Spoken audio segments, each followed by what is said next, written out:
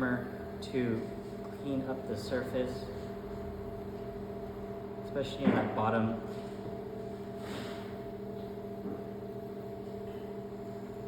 When we make the cylinder, and I use that wooden mauling tool to kind of trim off the bottom, that's so we minimize this work here.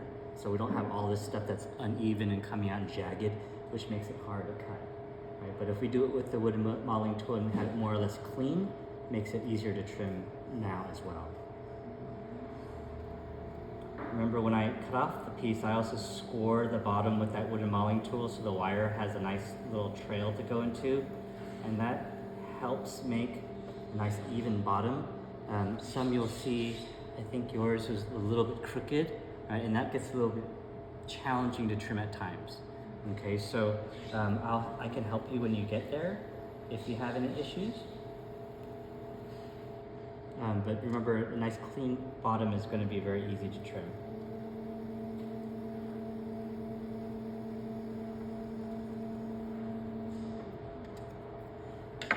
For demonstration purposes, I'm going to use my pin tool to show you where the foot ring is going to be. Something like this. Okay, I'm going to shave off all that other stuff here. I'm going to go in my ribbon tool,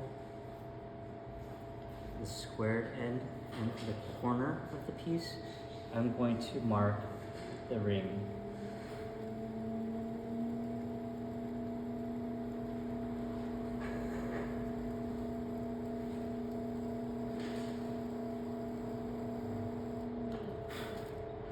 Okay, so this is the area which I'm cutting out.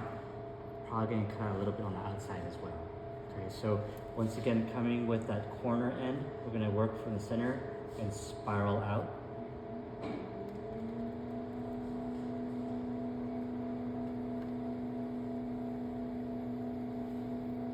Okay, same thing here with the speed of the wheel.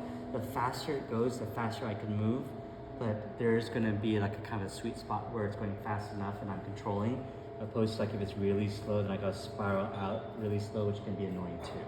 Okay. We're going to come in that flat end now and remove that excess clay. And do another pass.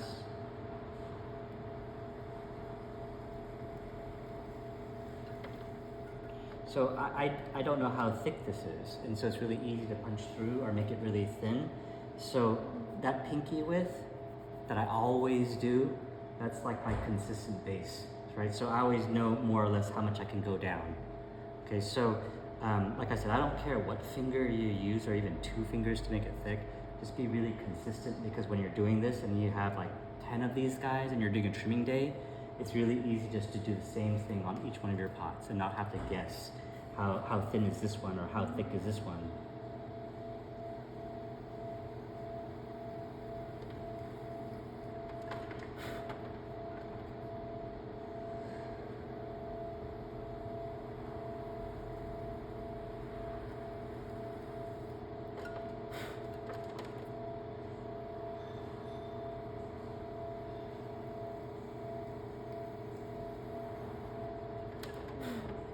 I like it to be about the thickness of the pear trimmer metal. Okay, that way, like I said, when I glaze the whole thing, I can have glaze here, wipe off the foot, and I know this glaze is not going to adhere to like the cookie or the shelving. Okay, so I wanted to show you this tool real quickly. I think I've seen versions of this tool where it's like kind of rounded or hooked, but you can probably find something like this. If not, you can make your own shank to trim your piece. Right? So really easy. It's really sharp because it's really easy to grind. I like the size because it's not too small, it's not too big. I can just basically carve down and make things nice and level. I'll usually come in turning it to clean up the side of the interior cut as well, to make it nice and clean.